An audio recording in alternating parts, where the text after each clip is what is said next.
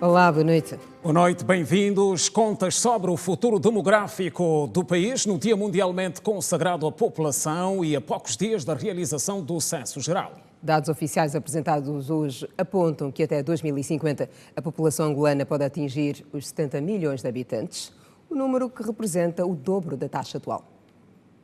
Até 2050, a população angolana pode registrar o seu maior crescimento, saindo dos atuais 35 milhões de habitantes para 70 milhões de habitantes, ou seja, quase o dobro da taxa atual. Esses dados foram apresentados pelo secretário de Estado para o Planeamento por ocasião do Dia da População que o mundo assinala nesta quinta-feira. E queremos adequar essa dinâmica de crescimento populacional ao potencial econômico de que dispomos para podermos retirar desta dinâmica o dividendo demográfico.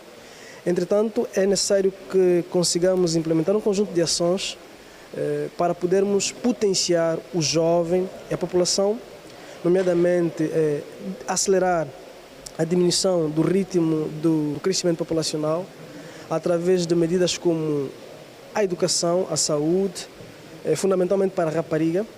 Temos de garantir que elas tenham acesso a métodos e serviços de contracepção e, fundamentalmente aqui, e para a rapariga, é o acesso ao emprego.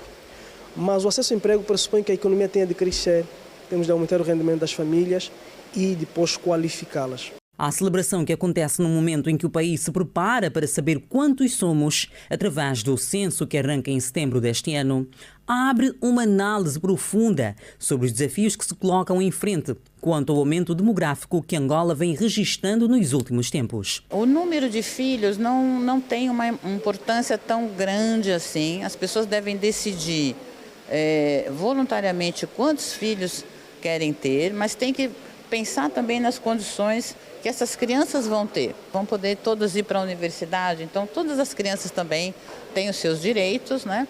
E essa questão de pensar, quando a gente pensa num lado maior, o volume de pressão nos serviços sociais, que talvez um número muito elevado de nascimentos por ano, pode implicar em o governo não ter todas as condições possíveis. Segundo o Fundo da População das Nações Unidas em Angola, refletir sobre os 30 anos de Conferência Internacional da População e Desenvolvimento no ano do censo em Angola é fundamental, já que permite avaliar o progresso e renovar os principais objetivos do programa de ação e conferir credibilidade aos dados estatísticos. É essencial reiterar que os direitos humanos são indivisíveis e que todo o espectro do quadro de direito humano é crucial para a implementação do direito ao desenvolvimento. Os Objetivos de Desenvolvimento Sustentável, os ODS, estão estreitamente alinhados com os princípios do CIPD, especialmente em áreas como a saúde, educação, a igualdade de gênero e a erradicação da pobreza. Entre as prioridades definidas no Plano de Desenvolvimento Nacional constam projetos como igualdade do género, as populações vulneráveis e a sustentabilidade ambiental.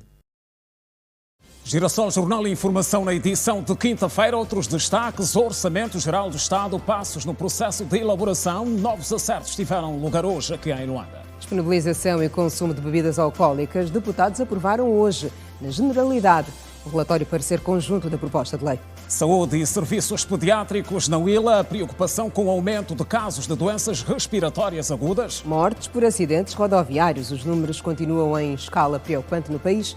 Em Luanda, o dia ficou marcado por atos de sensibilização. Construção civil, garantia de segurança e sustentabilidade. Detalhes sobre debates que marcaram o dia. Estreia de Vilas, o retrato fiel da vida lá onde tudo começa. Hoje com a dinâmica de crescimento do município do Dande, no Bengo. Atualidade além fronteiras, com o resumo dos principais assuntos e novidades a nível do desporto. Bem-vindos ao melhor da informação.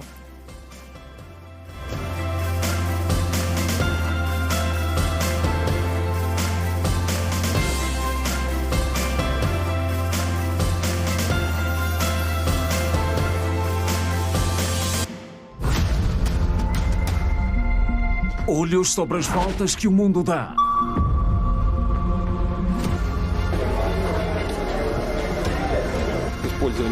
Make this promise. A velocidade do tempo. Superações históricas.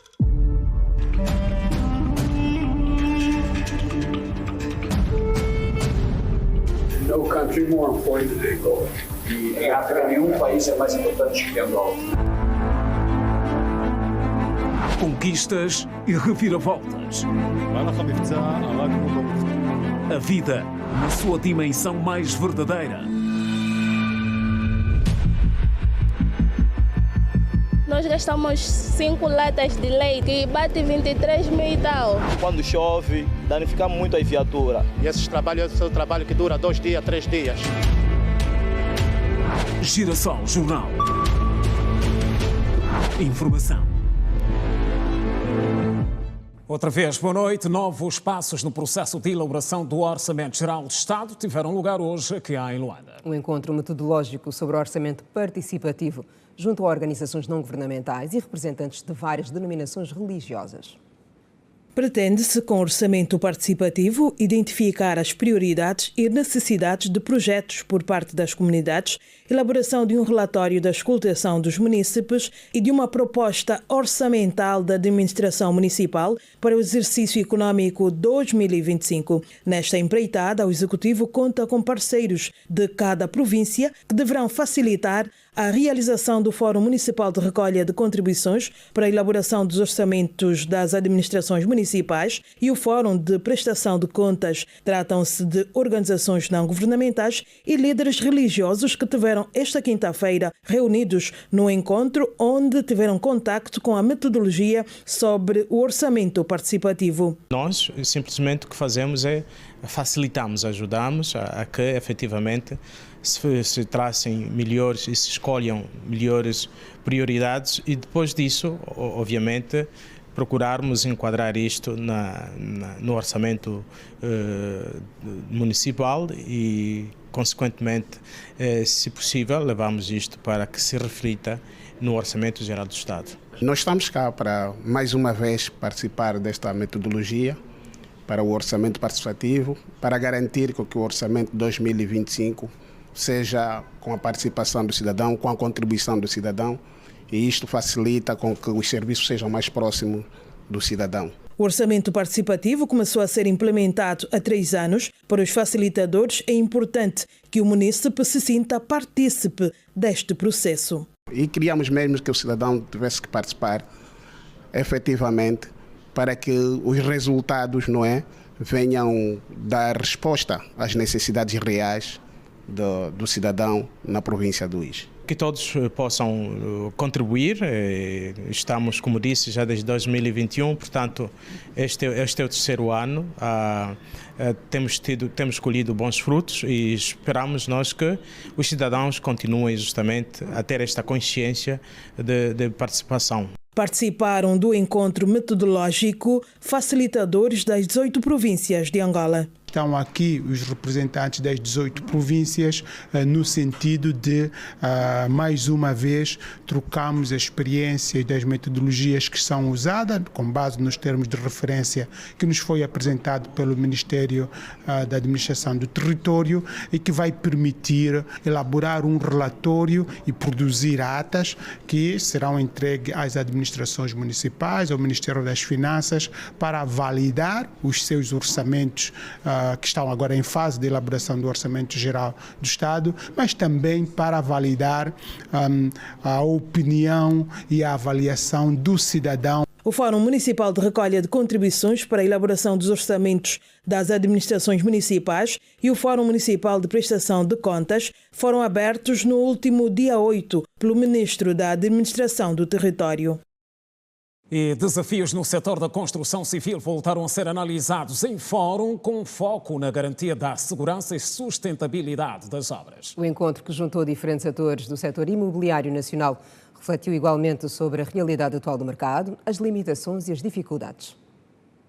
A implementação eficaz da normalização no setor da construção em Angola enfrenta vários desafios, incluindo a necessidade de treinamento e capacitação dos profissionais da construção para garantir o cumprimento das normas à implementação de mecanismos eficazes de fiscalização para assegurar que as normas sejam seguidas. Estes desafios foram discutidos nesta quinta-feira no primeiro Fórum de Normalização para o setor da construção em Angola. Nós temos, infelizmente, uma mão de obra generalizada muito fraca, de maneira muitas delas que não conseguem absorver as novas tecnologias. Quer dizer, nós temos fábricas, muitas delas equipadas com os últimos modelos, mas infelizmente o nosso capital humano não é muito fraco para isso. Nós temos que melhorar o nosso ensino de base, porque o que nós temos problemas é que,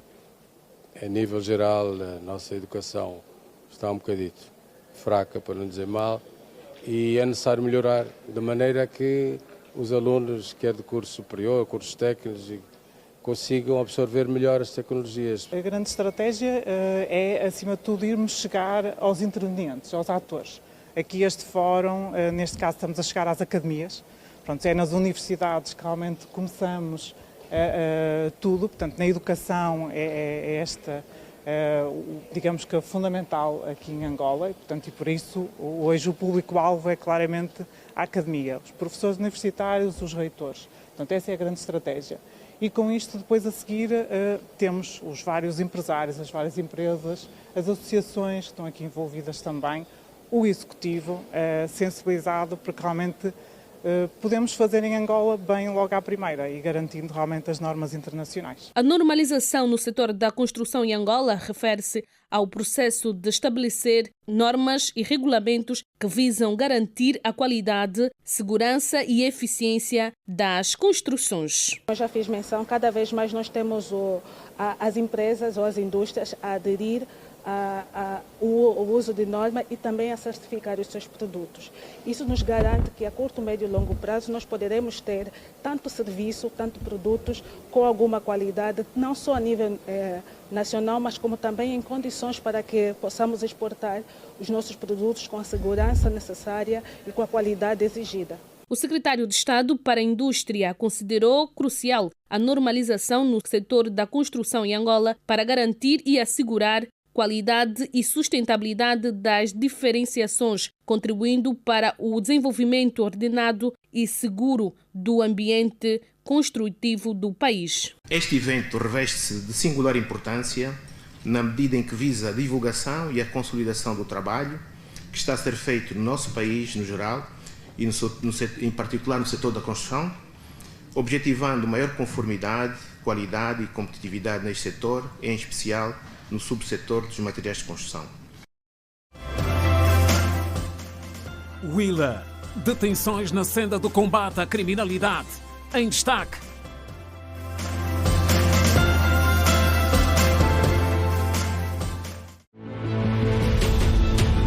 Cuidar do futuro. Ele foi jogado fora na Praça do Checeno pela mãe. O poder da generosidade. Essas ofertas é que servem para nós aqui no projeto. Compromisso com a valorização da vida. O meu tio vinha aqui pedir ajuda, depois eu vivi aqui. Iniciativas nobres. Estava a fazer o ensino básico, mas graças a Deus já terminei com a minha faculdade. Isso tudo foi graças ao projeto. Exemplos. Quando o projeto começou, nós fomos as primeiras crianças a serem evangelizadas e ganhamos emprego aqui. Deus, eu tenho tantas bênçãos. Missy, a aldeia.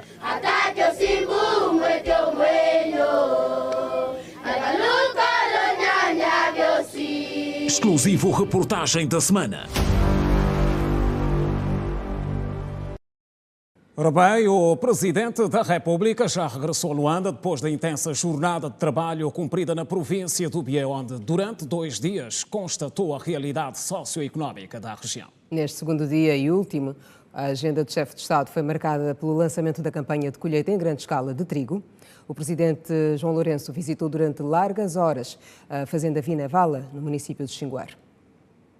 O Presidente da República, João Lourenço, augurou esta quinta-feira no Quito o aumento da produção do arroz e do trigo para a garantia de segurança alimentar no país. O chefe de Estado angolano, que falava à imprensa No final da jornada de trabalho de 2 dias a esta região centro-sul do país, referiu que a segurança alimentar deve passar também pelo aumento da produção destes 2 tipos de grãos. Desta visita aqui à província do Bié, aprendemos uma grande lição e aprendemos de quem? Aprendemos sobretudo das famílias humildes do campo que com o seu trabalho, com a sua produção, estão-nos a ensinar como combater a fome e a miséria. Portanto, a segurança alimentar deve passar necessariamente pelo aumento da produção também do arroz e do trigo. O pão nosso de cada dia é feito essencialmente de trigo e o país tem importado quase que a totalidade ou do grão ou da farinha de trigo para as pastelarias, né? Para a produção de pão, de bolos e outro tipo de produtos feitos à base de farinha de trigo. Portanto, gostamos do que vimos, não é apenas o Xinguari que está a produzir trigo, há outras iniciativas, esta talvez seja aquela mais visível, daí a razão de termos selecionado precisamente o município de Xinguari, a fazenda do senhor Vinevala, que deve ser acarinhado e encorajado a continuar a ampliar as zonas de produção. No caso particular da fazenda Vinevala, tida como a maior produtora do cereal, João Lourenço disse ser necessário encorajar a continuar a ampliar as zonas de produção. João Lourenço lembrou que Angola tem a tradição de produzir grãos, mas sobretudo o milho e o feijão. Bom, a Angola tem a tradição de produzir grãos, mas sobretudo milho e feijão. Mas hoje, do que verificamos ontem na feira aqui na cidade do Cuito e hoje no Xinguari, na fazenda do senhor Vinevala, começamos a produzir já 2 tipos de grão com relação aos quais não temos grande tradição. Estou-me a referir concretamente quer ao arroz, quer ao trigo. O presidente da República disse também que o executivo precisa fazer chegar a energia produzida no Baixo Kwanza ao centro do país e nos municípios, sobretudo por serem os produtores e transformadores daquilo que se produz no campo. Estes projetos que estão em carteira vão avançar, mas precisamos de garantir algo que é essencial, que é fazer chegar a energia produzida no Baixo Kwanza, aqui ao centro do país, aos municípios, sobretudo, os municípios que são os produtores e, portanto, transformadores daquilo que se produz no campo. Ontem, durante a reunião com o governo da província, esta é uma das questões que foi vista. Os projetos de expansão da energia produzida no Baixo Kwanza vão acontecer. Portanto, quer o centro, quer o sul e o leste do país vão receber essa energia barata. Aqui mesmo na província do Bié, o ministro acabou de inaugurar a barragem hidroelétrica do Cunge, que já está a servir 2 municípios, Camacupa e Catabola. Portanto, havendo maior oferta de energia e de água, os polos industriais terão o essencial, portanto, para serem desenvolvidos. Em relação ao Plano Grão, o presidente da República sublinhou que o plano é de âmbito nacional, com maior destaque para as províncias de Mochico, Lundas Norte e Sul, regiões com terras disponíveis e condições climáticas favoráveis para a produção desses cereais. Falamos de saúde a seguir. A província da Huila registra um aumento preocupante de casos de doenças respiratórias agudas diagnosticadas em crianças. As pneumonias, gripes e alergias lideram a lista. Mas, segundo as autoridades, a preocupação passa igualmente pelo aumento de casos de malária, assim como diarreias agudas, como já foi citado.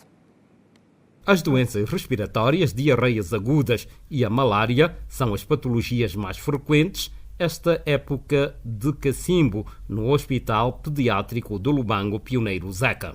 Segundo a diretora do hospital, Mariana Miguel, entre as patologias do fórum respiratório, destaque para as pneumonias, gripes e também as alergias. As doenças mais frequentes neste período, nós temos as doenças respiratórias, com maior número de casos, temos a doença diarreica aguda, temos também a malária, temos as pneumonias, que são as mais comuns, temos a gripe, que também é muito frequente, né?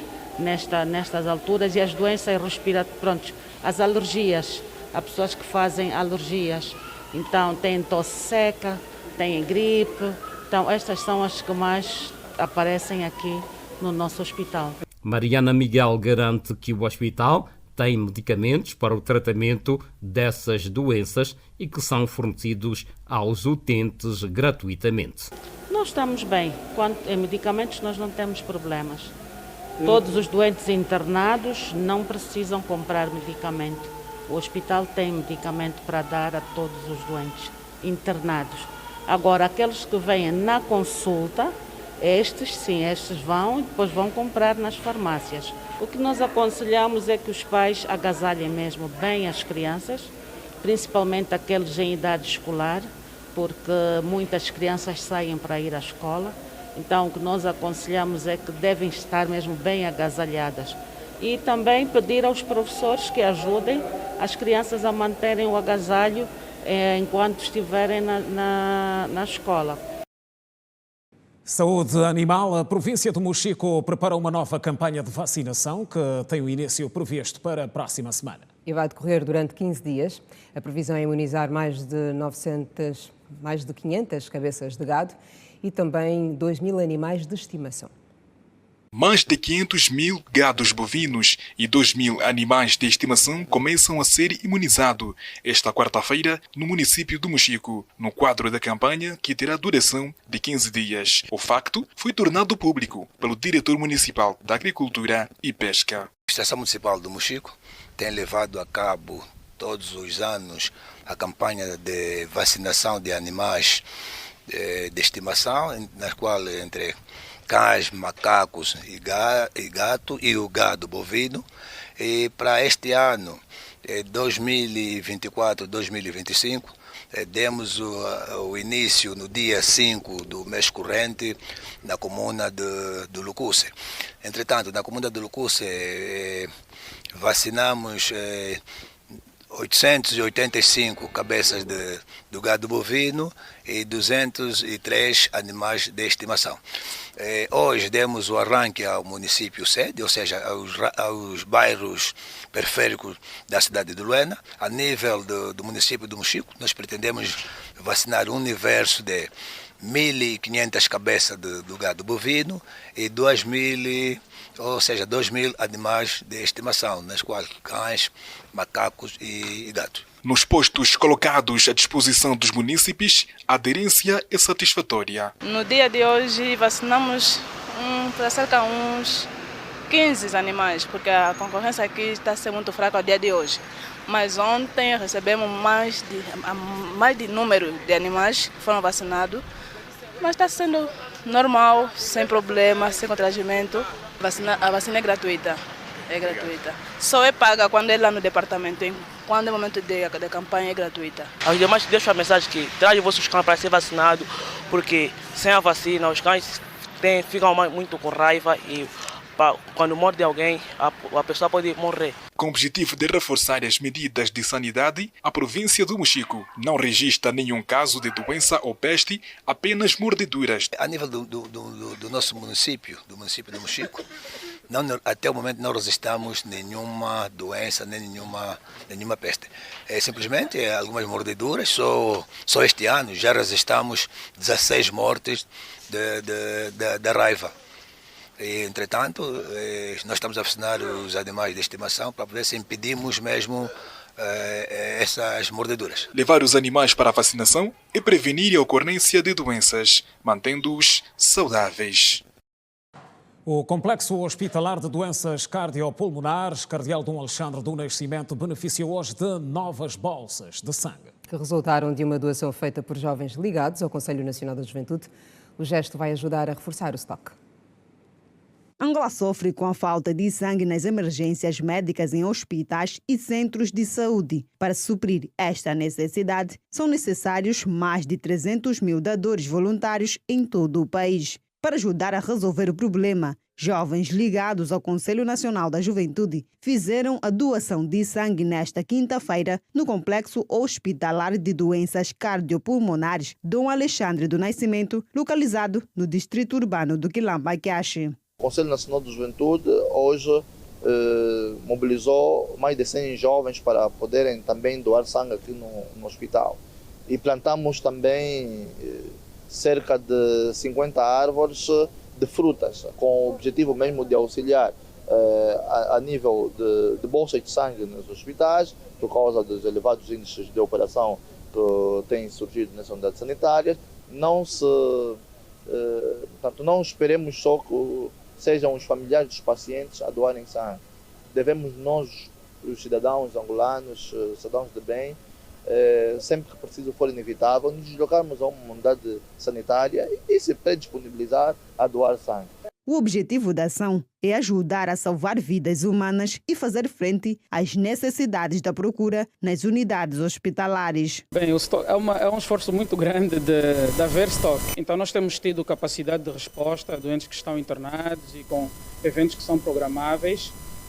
E quando há necessidade ou pelo tipo específico de sangue que um paciente precisa e não temos no momento, e também é possível prever isso, nós contactamos o Instituto Nacional de Sangue. Tanto essa ação visa não só incentivar a que o Governo Central continue a evitar esforços para que tenhamos cada vez mais e melhores unidades sanitárias dessa dimensão. Se nós tivermos nos nossos bairros, no meio dos MUSECs, os centros de saúde melhorados, com apoio médico, medicamentoso a mais alto nível, acho que teremos o desafogar de pacientes em unidades sanitárias do género e teremos melhor saúde proporcionada a cada cidadão angolano, a juventude e as crianças de modo particular. Para muitos, doar sangue, além de ajudar a salvar vidas, é um gesto de nobreza e solidariedade. Não é a primeira vez, é a minha segunda vez. Me sinto bem, porque doar sangue é doar vida. Bem do que doar sangue é um ato solidário, me sinto muito bem, porque o meu sangue pode servir para salvar 2 ou mais vidas.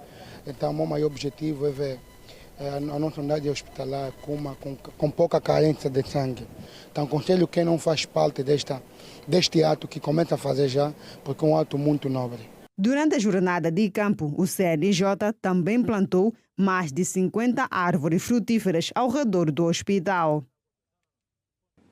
No Lubango, província da Huila, a Polícia Nacional apresentou hoje os resultados das mais recentes operações de combate à criminalidade e que resultaram na detenção de 13 cidadãos acusados de burla, roubo e outras práticas criminosas. 13 suspeitos de furtos e roubos a residências e na via pública foram detidos pela polícia na cidade de Lubango. Segundo o porta-voz da Direção Nacional de Investigação de Ilícitos Penais, Quintino Ferreira, na operação foi possível recuperar 2 motorizadas, eletrodomésticos e vários outros bens furtados e ou roubados. Estamos a combater a criminalidade, os bairros de Nambambi, Lalula e também Bulamatati. Desta operação estão recuperadas 2 motorizadas que antes tinham sido retiradas dos seus proprietários de forma fraudulenta, uma arca ou um televisor, e também temos uma porta de residência. Então, em suma, são eletrodomésticos que foram recuperados e que também serão entregues aos seus proprietários. A intervenção dos efetivos do Núcleo de Investigação de Ilícitos Penais do DIP aqui afeto a 5ª Esquadra, procederam à detenção desse elemento e que também serão presentes ao Ministério Público. Quintino Ferreira garante que as autoridades vão continuar a combater estas práticas criminosas para o bem da população. Queremos dizer que nós vamos continuar a trabalhar neste sentido, não olhando para o valor patrimonial de cada cidadão, mas sim olhar para a ação criminal que cada um desses indivíduos cometer, e ali a resposta da Polícia Nacional é a medida do mal cometido contra a sociedade. E avançamos para a província do Bengo. De Cachito chegam elogios da população ao esforço que tem sido empreendido para a manutenção da ordem e da tranquilidade. Os munícipes consideram o quadro atual de segurança pública na região estável. A onda de criminalidade é quase nula. A imagem da cidade de Cachito, município do Dande, na província do Bengo, ganhou outra visibilidade no período noturno. As vias secundárias e terciárias que dão acesso aos bairros da comuna sede se encontram devidamente iluminadas, o que facilita a mobilidade de pessoas e veículos. O movimento de pessoas aqui na vila de Cachito no período noturno representa segurança, tendo em conta a iluminação pública que hoje é uma realidade em vários bairros desta cidade. As noites já foram mais turbulentas, mas agora, com o apoio e a colaboração da nossa polícia, é uma comuna, uma cidade tranquila no período noturno e boa de se morar, e não temos muitas queixas quanto à questão da insegurança. Noto muita melhoria, porque anteriormente não tínhamos uma rua iluminada e asfaltada, mas hoje já temos. E consigo andar aqui com tranquilidade e fico feliz. O bairro onde vivo, que é o bairro João Mendes, fomos brindados também com algumas ruas asfaltadas, e também as mesmas ruas que são asfaltadas têm iluminação pública, que na calada da noite as pessoas já circulam à vontade e dando também segurança nos moradores.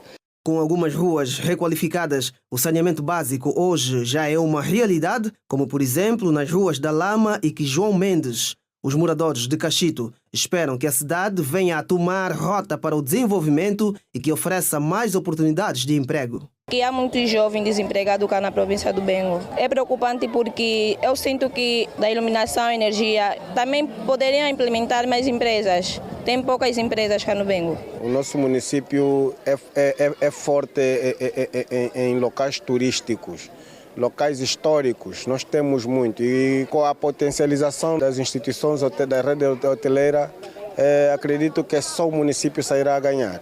Tem-se dito que, às vezes, o emprego não vem somente do Estado, não é? Ou do governo, posso assim dizer, mas que sim também da rede privada. Então, precisamos aqui algumas empresas particulares para ajudar naquilo que é a procura do emprego dos jovens da nossa cidade. Com uma extensão de 130 km², a cidade vai continuar a beneficiar de programas ligados à construção de infraestruturas integradas. Terminaram as infraestruturas integradas de Cachito na sua primeira fase, mas temos a necessidade de estender, portanto, essas infraestruturas a outros bairros que compõem a cidade de Cachito, olhar, por exemplo, para a segunda fase ou a terceira fase das infraestruturas integradas. Estamos a informar, não perca mais à frente o resumo dos principais assuntos que marcam a atualidade além das nossas fronteiras. E ainda a estreia de Vilas, o retrato fiel da vida lá onde tudo começa, hoje com a dinâmica de crescimento do município do Dande, na província do Bengo, onde nasce o promissor polo industrial para o futuro do país. O intervalo é breve, não saia daí, voltamos a seguir. Até já. Até já.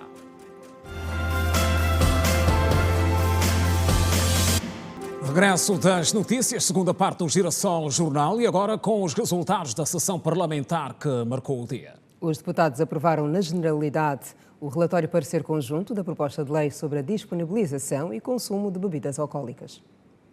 A Assembleia Nacional está prestes a aprovar uma nova lei que proíbe o consumo e distribuição de bebidas alcoólicas em áreas próximas de unidades militares, escolas e hospitais. A proposta visa regular o uso de álcool por militares médicos e professores durante o horário normal de trabalho. Nós já assistimos situações em que alguns militares perdem o controle, acabam por usar armas de fogo e de forma irresponsável e acabamos por atingir eventualmente cidadãos. A soberania e o respeito a esse órgão tão importante, nós vimos às vezes alguns militares expostos em asta pública num estado de embriaguez e o que nós não podemos de alguma forma permitir. Em locais de ensino, por exemplo, é tão perigoso ver um professor embriagado, teria dificuldade em prestar, de facto, uma formação de qualidade aos alunos. Assim como também seria perigoso ver um médico assistir um paciente num estado de embriaguez. Aliás, podemos também ter o caso de pacientes que podiam violar as orientações dos médicos e acabarem por consumir álcool, que podia perigar de alguma forma a sua própria saúde. De acordo com a nova lei, vendedores, distribuidores e restaurantes não poderão vender bebidas alcoólicas em áreas específicas e em horários determinados. Há uma delimitação de cerca de 300 metros num perímetro, em que deve então se impedir a venda a venda e o consumo dessas bebidas nesses locais. São locais que exigem de alguma forma alguma atenção, algum silêncio, no caso dos hospitais, assim como também vai regular o limite da idade, portanto quem tem menos de 18 anos de idade não deve de facto consumir. Também aquelas instituições, me refiro aqui aos bares, restaurantes, inclusive as zungueiras que ficam naquele perímetro devem ser de facto impedidos. Se o Executivo remeteu à Assembleia Nacional essa proposta, é porque se tem notado nos últimos tempos provavelmente um elevado consumo da bebida alcoólica e uma certa desregularização, ou seja, o consumo não regrado e a distribuição não regrada da venda das bebidas alcoólicas. Sendo assim, é necessário que se regule, não é, o mercado, que se imponham algumas regras naquilo que tem a ver com a distribuição das bebidas alcoólicas. Além da aprovação unânime por 64 votos do relatório da proposta de lei sobre o regime especial de distribuição e consumo de bebidas alcoólicas, os deputados também discutiram o relatório da proposta de lei de base da formação profissional. O Partido UNITA está mergulhado numa nova onda de acusações entre a atual e a antiga liderança. O líder do Partido do Galo Negro, Adalberto Costa Júnior, respondeu aos pronunciamentos recentes de Isaías Samacuva, que admitiu a possibilidade de voltar a se candidatar à presidência da UNITA. O presidente da UNITA considera estranho que o seu antigo líder, Isaías Samacuva, admita a possibilidade de voltar a candidatar-se à presidência da UNITA no próximo Congresso Ordinário do Galo Negro. Adalberto Costa Júnior reagia a declarações de Isaías Samacuva, concedida a uma rádio privada em Luanda, onde admitiu tal possibilidade. Estamos em campanha interna na UNITA. Sabe que os militantes da UNITA conhecem que fora dos períodos, dos exercícios normais do mandato, não há campanhas eleitorais. E, portanto, já isto é uma questão incomum. Nós na UNITA temos abraçado a pluralidade democrática. Em altura de congressos, e nós vamos ter que cumprir escrupulosamente os timings do mandato, vai ser aberto o período da campanha eleitoral. Nesse período, todos os que estão dentro dos estatutos em condições podem concorrer. Nós não estamos neste período, portanto é até estranho também esse tipo de pronunciamentos nesta altura. Sobre a conferência de imprensa para a apresentação da fundação que recebe o nome do patrono da UNITA, Adalberto Costa Júnior desvalorizou todo o aparato criado para o efeito. Eu ontem demonstrei alguma surpresa de lançar-se uma fundação com tanto aparato. Não acho que seja uma coisa a esse nível, é uma questão normal. Os familiares de figuras relevantes têm o direito de tomar a iniciativa de prestigiar o nome destas figuras. E, portanto, é absolutamente normal que a fundação seja solicitada por nome dos seus familiares. O que não me parece normal, e ao cidadão parece também não, é este aparato todo. Estas declarações foram proferidas pelo líder da UNITA, na qualidade de coordenador da Frente Patriótica Unida, depois de entregar a declaração sobre o estado atual do país em várias instituições do Estado. Atualidade além fronteiras a seguir, tempestades continuam a atingir a cidade do Cabo e já deslocaram mais de 4.000 pessoas. O assunto merece destaque, está no resumo da atualidade internacional e o desenvolvimento acontece agora com Edna Firmino. Edna, boa noite. Olá, Kina. Olá, Simeão. Boa noite. Olá, Edna. E assim que nos acompanha, igualmente, boa noite. A cidade do Cabo e áreas vizinhas na África do Sul foram atingidas por mais tempestades nesta quinta-feira e causaram inundações generalizadas. A situação forçou mais de 4.000 pessoas a deixarem as suas casas e mais de 15.000 estruturas ficaram destruídas. As autoridades da cidade disseram que o mau tempo deve continuar até o fim de semana. Outras notas internacionais, acompanhem. O presidente queniano William Ruto demitiu nesta quinta-feira quase todos os seus ministros e prometeu formar um novo governo de base ampla após consultas e que será enxuto e eficiente. Num discurso, o presidente também demitiu o procurador-geral e disse que os ministérios serão administrados por seus secretários permanentes. Ruto informou ainda que tomou a decisão após ouvir o povo e depois de 3 semanas de protestos contra altos impostos e má governança. Os manifestantes chegaram a invadir o parlamento em 25 de junho após a aprovação de um projeto de lei com um aumento de impostos. Mais de 30 pessoas morreram nos protestos que se transformaram em pedidos para que o presidente renuncie. Ruto preferiu fazer as demissões dos ministros para acalmar a multidão, mas disse que a primeira secretária do gabinete, Musalia Mudavadi, uma importante aliada política, permaneceria no cargo. O capitão Ibrahim Traoré, da junta militar no Burkina Faso, aprovou um código de família revisado que criminaliza a homossexualidade. Esta decisão faz do Burkina Faso um dos 22 dos 54 países africanos que não permitem relacionamentos entre pessoas do mesmo sexo com penalidades severas, como morte ou longas penas de prisão em algumas regiões. A partir de agora, a homossexualidade e práticas relacionadas são proibidas e puníveis por lei, enfatizou o ministro da Justiça, Edasso Rodrigues Buyala. Embora as sanções específicas não tenham sido definidas e o texto ainda não tenha sido aprovado pelos deputados da Assembleia Legislativa de Transição, o Burkina Faso pode agora se juntar às fileiras do Uganda, que promulgou uma das leis anti-LGBTQ mais severas do mundo em maio do ano passado. A delegação negociadora de Israel sobre o cessar-fogo na faixa de Gaza reuniu-se hoje com o primeiro-ministro israelita Benjamin Netanyahu, após regressar de Doha. O retorno do Cairo foi determinado pelo próprio primeiro-ministro. Na reunião foram discutidos os capítulos do acordo para o regresso dos sequestrados e as formas de implementar o plano, assegurando ao mesmo tempo todos os objetivos da guerra, afirmou num comunicado o gabinete do primeiro-ministro israelita. A continuação das conversações no Cairo pode estar relacionada com este ponto, bem como a reabertura da passagem de Rafah, fechada desde maio, quando o exército israelita tomou a cidade. O local também tem fronteira com o Egito. O chefe dos serviços de segurança interna de Israel, Ron Bar, dirige a equipa de negociações israelita no Cairo, enquanto a missão em Doha, onde o Qatar é o interlocutor do Hamas, foi dirigida pelo chefe dos serviços secretos, a Mossad, David Barnea. Ainda fora de portas, o Palácio de Buckingham vai pela primeira vez desde 1975, ou melhor, em 175 anos, abrir as portas da ala leste do edifício histórico ao público para visitas. Acompanhe.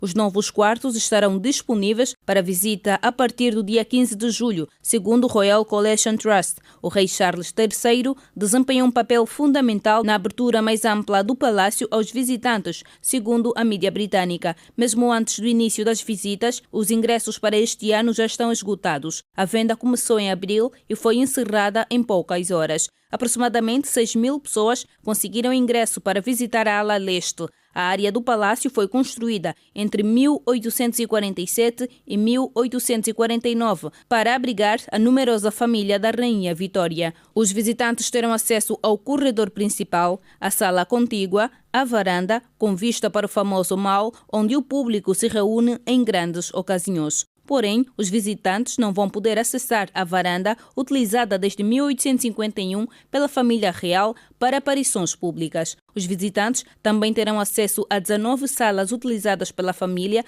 para as suas recepções oficiais. No salão de baile, por exemplo, será possível ver o primeiro retrato oficial de Charles III desde a sua coroação, pintado pelo artista britânico Jonathan Yeo. A abertura da ala leste custaram 369 milhões de libras, cerca de 2,56 milhões de dólares.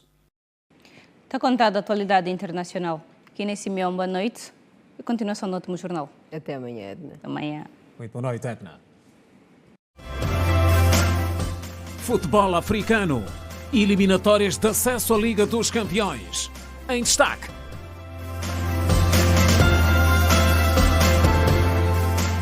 A vida lá onde tudo começa. Passos de progresso.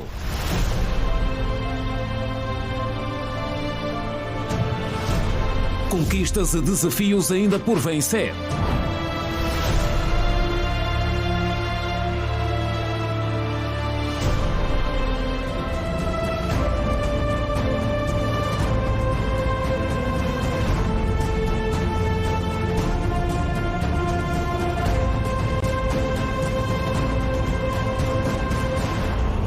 Vilas. Exclusivo. Daqui a pouco, não perca. O governador de Luanda recebeu hoje em audiência membros do Conselho Provincial da Ordem dos Advogados que querem relações institucionais mais fortalecidas com o governo provincial. No encontro foi igualmente abordada a questão da promoção da educação jurídica, particularmente no seio da juventude. A Ordem dos Advogados de Angola quer melhorar as condições do exercício da profissão dos seus profissionais na província de Luanda e fortalecer as relações institucionais com o governo provincial. À saída da audiência concedida pelo governador de Luanda aos membros do Conselho Provincial de Luanda da Ordem dos Advogados de Angola, Newton Praia sublinhou o compromisso do Conselho na criação de programas com impacto direto na vida dos cidadãos. Estamos concretamente a nos referir à municipalização dos serviços da assistência judiciária. Atualmente entendemos que os cidadãos enfrentam alguns constrangimentos para se deslocarem à Ordem dos Advogados de Angola, concretamente o Conselho Provincial, e é nossa visão conjunta criarmos condições para que, ao nível dos municípios, os cidadãos possam ter instalações para este efeito. Durante a audiência foram discutidos outros programas de impacto direto na vida dos populares da cidade capital, como a promoção da educação jurídica para jovens angolanos. Serão também promovidas ações tendentes à educação jurídica dos cidadãos. Entendemos que é fundamental o Conselho Provincial de Luanda ter iniciativas desta natureza e, para o efeito, era importante termos este encontro com o Governo Provincial para que pudéssemos analisar a viabilidade da implementação deste programa e a criação das condições para o efeito. Houve aqui uma grande abertura ao nível do Sr. Governador. No fundo, as preocupações do Conselho Provincial de Luanda da Ordem dos Advogados de Angola convergiam com as preocupações do Conselho do Governo Provincial de Luanda, de modo que tratou-se aqui de uma audiência em que no final houve um casamento perfeito ao nível das instituições. E falamos agora de mortes por acidentes rodoviários. Os números continuam em escala preocupante no país, com a província de Luanda no topo das estatísticas. E em função da realidade, Luanda foi hoje palco de uma campanha de sensibilização dos automobilistas que teve pela frente a empresa de transportes públicos, a TECU. Sob o lema Unidos pela Preservação da Vida nas Estradas, realizou-se nesta quinta-feira uma atividade no Largo das Escolas em comemoração aos 36 anos da empresa de transportes públicos TECUL, que se assinala nesta sexta-feira. O momento foi uma parceria com a Polícia de Trânsito, visto que a sinistralidade rodoviária tem sido uma das maiores causas de morte a nível do país. A Direção de Trânsito e Segurança Rodoviária registrou um total de 3.078 acidentes, dos quais tivemos como consequências um total de 3.770 feridos e 682 mortos. A tipicidade ou o tipo de acidente que mais se destaca em todo o país é atropelamentos, que temos um total de 1.087 atropelamentos. São dados referentes ao primeiro semestre de 2024. E segue-se depois a colisão entre veículos, automóveis e motociclos, com um total de 637 casos. Sendo a empresa parte integrante do território nacional, é também de sua responsabilidade, junto da Direção de Trânsito, manter informada a população. Nós somos parte integrante do sistema rodoviário do território da província de Luanda, onde os nossos autocarros todos os dias saem às ruas e naturalmente a nossa atividade acaba por estar associada aos acidentes. Sendo assim, a Tecula aproveita o 36º aniversário da empresa para sinalizar um trabalho interno que faremos com os nossos motoristas e também com a população do território de Luanda, utilizadores das nossas viaturas, para, se não acabarmos, mitigarmos os acidentes na estrada. Então, hoje estamos a fazer o fecho da semana Sinistralidade Zero aqui no Largo das Escolas. O crescimento econômico e o desenvolvimento do país têm provocado muitos cenários de acidentes que causam anualmente cerca de 3.000 mortes. É o Giração Jornal. Seguimos para mais um intervalo. No regresso, olhamos para o que marca a atualidade a nível do desporto. E ainda a estreia de Vilas, o retrato fiel da vida lá onde tudo começa. Hoje com a dinâmica de crescimento do município do Dande, onde nasce um promissor polo industrial para o futuro do país. O intervalo não demora. Voltamos a seguir. Até já. Até já.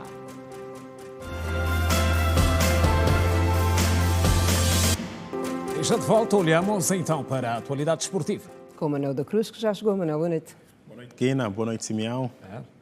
Boa noite a todos. Começamos com o futebol. O Sagrada Esperança vai defrontar o São Luís das Ilhas Seychelles para a primeira eliminatória de acesso à fase de grupos da Champions de África, enquanto o Desportivo da Lunda Sul estreia-se na Taça das Confederações diante do El Jeco, do Madagascar.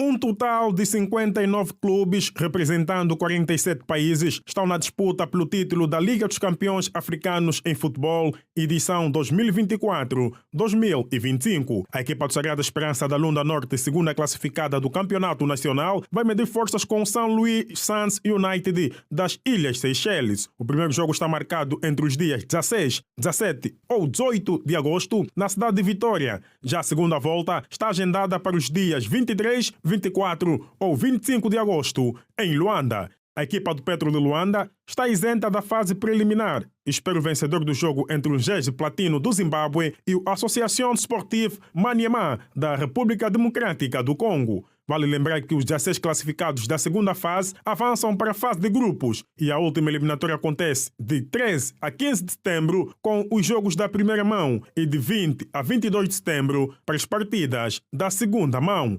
Na Taça das Confederações, vulgo Nelson Mandela, o estreante desportivo da Lunda Sul vai medir forças com o Associação Sportive El Jeco Plus de Madagascar, com o primeiro jogo a ser disputado na cidade de Antananarivo entre os dias 16, 17 e 18 de agosto, enquanto a segunda partida será entre os dias 23, 24 e 25 do mesmo mês. Em caso de triunfo, os Lundas terão pela frente o Sekukun United da África do Sul. O outro representante angolano na competição, o Futebol Clube Bravos do Maqui do Mochico, terá pela frente o Coastal Union Futebol Clube da Tanzânia, com o primeiro jogo a ser disputado em Luanda. Caso ultrapasse o oponente, os maquisardes vão enfrentar o Futebol Clube Lupopo da RDC. As partidas da segunda fase serão jogadas entre 13, 14 e 15 de setembro, com a primeira volta, e de 20 a 22 do mesmo mês, com os jogos da segunda volta. Os playoffs foram abolidos pela CAF desde o ano passado.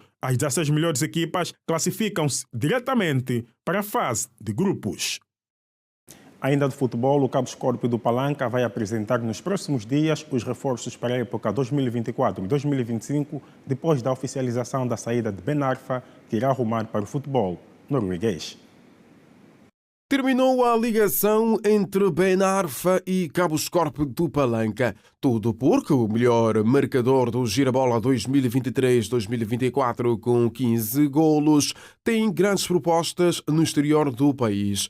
Bento Cangamba, presidente do clube da RUEF do Palanca, contou como era o contrato do ponta de lança. Eu não sou um presidente que prejudica pessoas. Eu não prejudico pessoas. Eu gosto de jogador que desenvolve-se.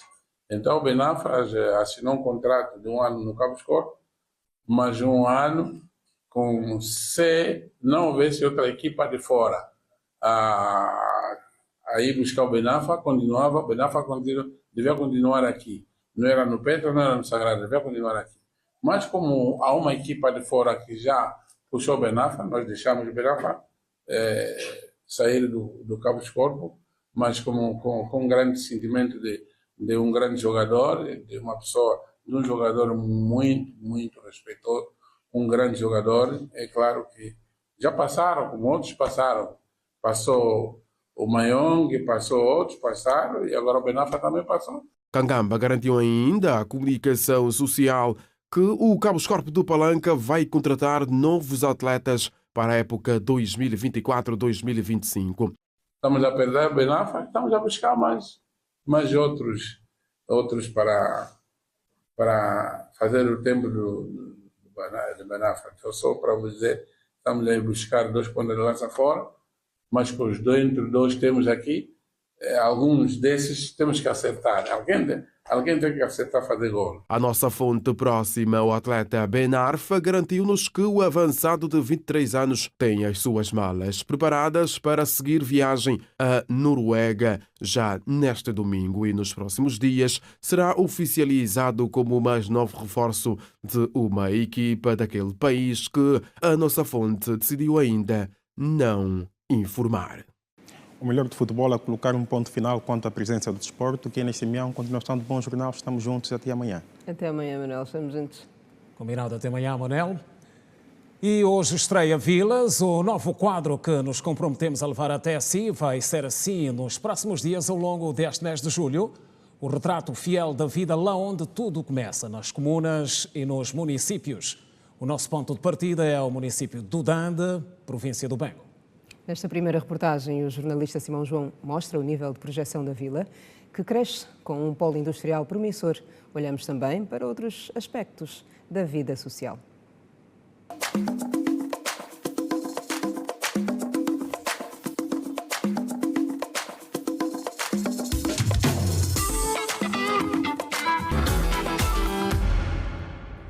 Uma zona em franco crescimento. Trata-se da Zona Franca da Barra do Dande, um lugar que tem no litoral o seu cartão postal.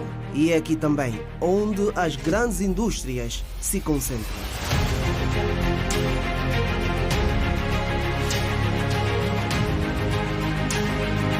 São mais de 600 hectares reservados para a instalação de fábricas aqui na Sinoorde, Parque Industrial do Dande. Nesta, em particular, homens e máquinas trabalham diariamente para atingir as metas estabelecidas no fabrico de mosaicos e azulejos. Nesta fábrica localizada na comuna da Barra do Dande, são produzidos diariamente mais de 40 mil caixas de mosaico que são comercializados por diversos pontos de Angola e também do exterior. Nós fazemos mosaico e azulejo, temos uma fábrica de mosaico e esta fábrica é a maior fábrica na África Austral. A capacidade da produção diária pode chegar a 40 mil metros quadrados.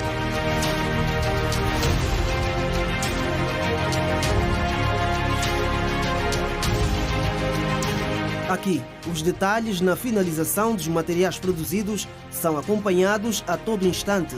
Quem aqui conseguiu o primeiro emprego fala com satisfação em poder contribuir para o desenvolvimento do país. Agradecemos tanto essa produção, onde nós ganhamos nosso pão e também ajuda muita gente, né? Giramos muito a procurar o serviço, não conseguimos.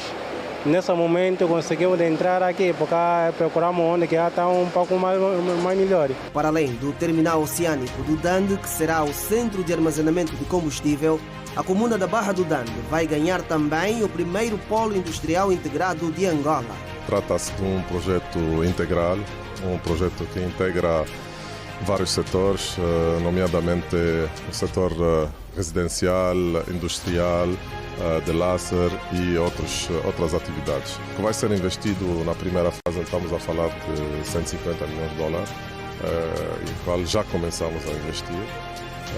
Essa é para a primeira fase. A segunda fase e terceira, naturalmente, estão a ser estudados e muito em breve vamos ter também uma visão mais clara. A ideia é a pessoa que vai trabalhar aqui pode também morar aqui. Vamos replicar o que foi feito no Dubai.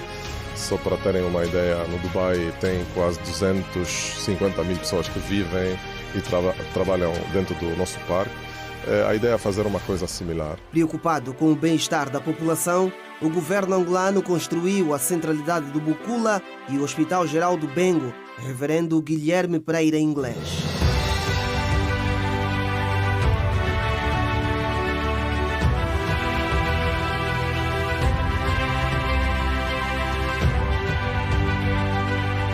É uma centralidade muito extensa.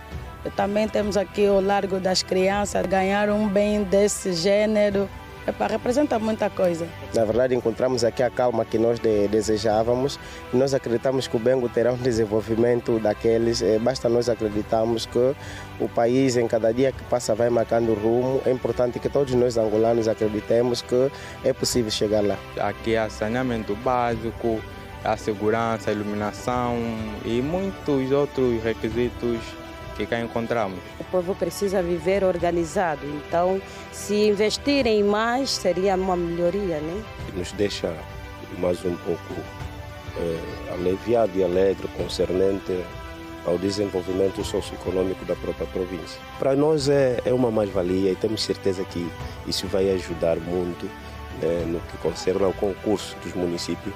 Nós temos potencial para ganhar. Dada as potencialidades diversas que a província do Bengo possui, em particular o município do Dande, as autoridades locais lançaram um desafio à classe empresarial. É importante que haja mesmo investimento, não só no investimento a nível do governo, mas também investimentos no âmbito privado. Há um franco crescimento porque hoje já conseguimos encontrar um grande hospital construído no nosso município. Temos a centralidade do Bucula, temos a centralidade do Capar e temos outras infraestruturas realmente no âmbito do desenvolvimento econômico, para falar da Zona Franca, que está na Barra do Dande, temos a fábrica do Mosaico e temos outros projetos industriais no nosso município. O município é constituído pela comuna sede correspondente à cidade de Cachito e pelas comunas da Barra do Dande, Mabubas, Quicabo e Uqua. É limitado a norte pelos municípios de Ambris e Nambuangongo, a leste pelos municípios dos Dembos e de Pangualuquen, a sul pelos municípios de Cambambe, na província do Kwanza Norte, e Icolo e Bengo, e a oeste pelo município de Cacoaco, em Luanda, e pelo Oceano Atlântico.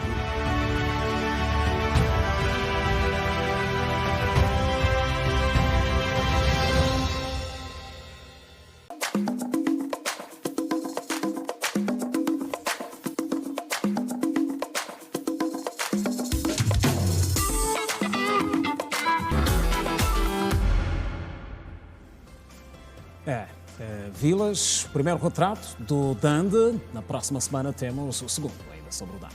Pois é, não perca. Assim terminamos a edição de quinta-feira de Girassol Jornal. Obrigada pela companhia de sempre. Nós voltaremos a estar juntos amanhã, às 19h45. Boa noite e passe bem. Estamos juntos. Boa noite.